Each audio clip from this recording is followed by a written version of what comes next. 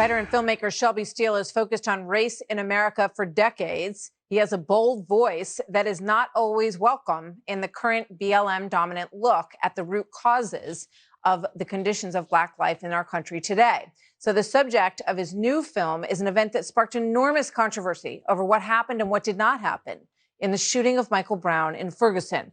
As you look at this trailer, keep in mind that Amazon, which is owned by Jeff Bezos, which also owns the Washington Post, has declined to stream this movie on their platforms, a move that the Wall Street Journal editorial board is now decrying, writing, quote, by canceling important dissenting voices like Steele's on such a vital subject, Amazon is inviting a political backlash. Watch this.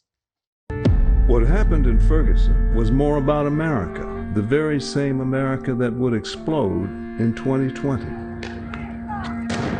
where every black was George Floyd and every cop was Derek Chauvin. You can do better next time by doing the right thing.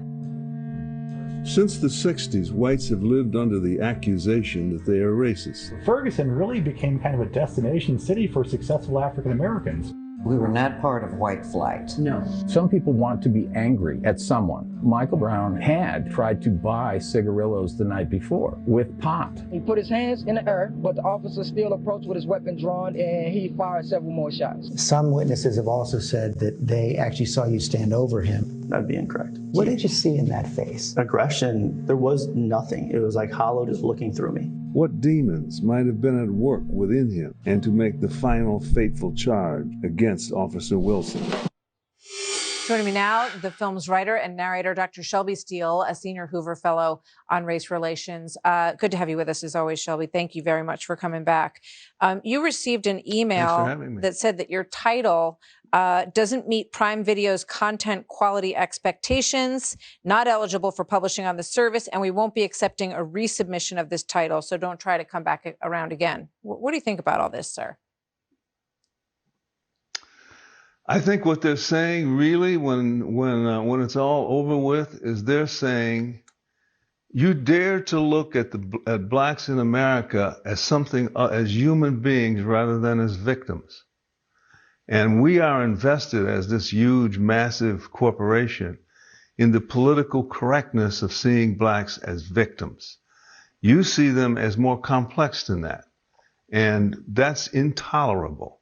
We're going to, no matter what you do, we're going to insist that they remain in the American sort of cultural world. We're going to make sure that they continue to be seen as victims who are owed things. I like to say Amazon, this is one of a classic example of white guilt coming out, and I now can claim to be a victim of white guilt.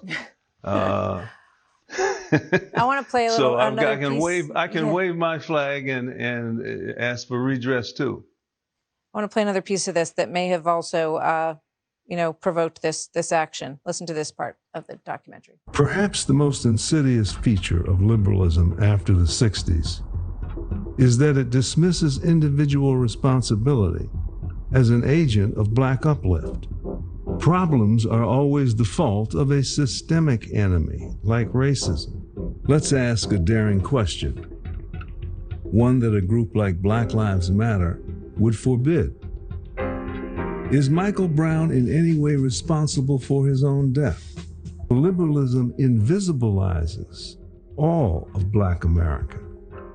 It leaps over our actual problems to highlight racism as the source of all our ills. I mean, in 2020, those are very strong words. And in many corners, they don't go down well. Kamala Harris had tweeted about the murder of Michael Brown at one point, and the Washington Post gave that 4 Pinocchios. You know, you had school children across America doing hands up, don't shoot exercises, and you are undercutting and shedding light on that in a different way, sir.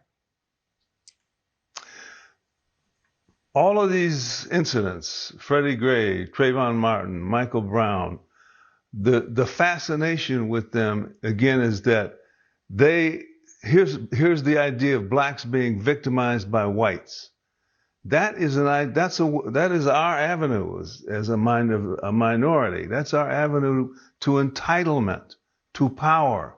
Our power in American life as blacks is in our victimization.